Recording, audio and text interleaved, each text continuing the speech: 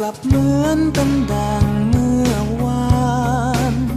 ทุกครั้งที่มีรอยยิ้มทุกครั้งที่มีปัญหาทุกช่วงเวลายังจดจำเก็บมันเอาไว้ข้างใน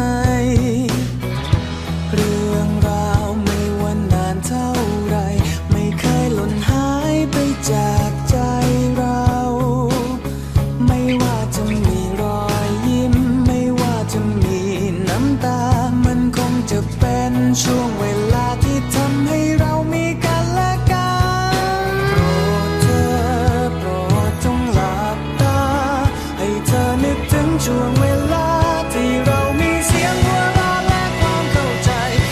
ทุกๆครั้งที่เธอเศร้าใจหากเธอลองหลับตาเราก็คงจะเห็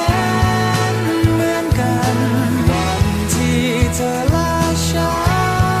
นได้ผูกพันช่างอ่อนหวานและสวยงาม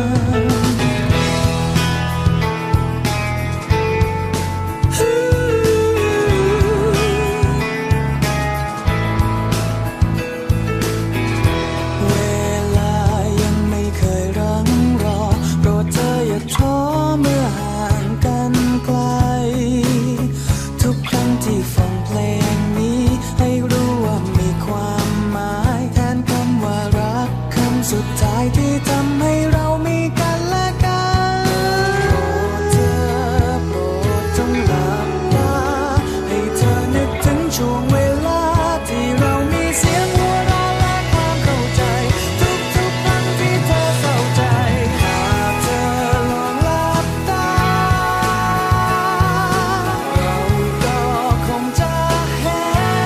นเหมือนกันวันที่เธอและฉันได้ผูกพันช่างอ่อนหวานความรักของเราแม้ว่ามันจะนานจะพบทั้งทุกข์และสุขทุกวันที่ผ่านยังมีรอยยิ้มทุกครั้งที่เธอเหนื่อยล้ามีกันเสมอมาคืนละวันช่างอ่อนหวานยังจำในใจฉันมีเพียงสองเรากับความรักที่งดงามเธอลองหลับตาเราก็คงจะเห็นเหมือนกันวันที่เธอและฉั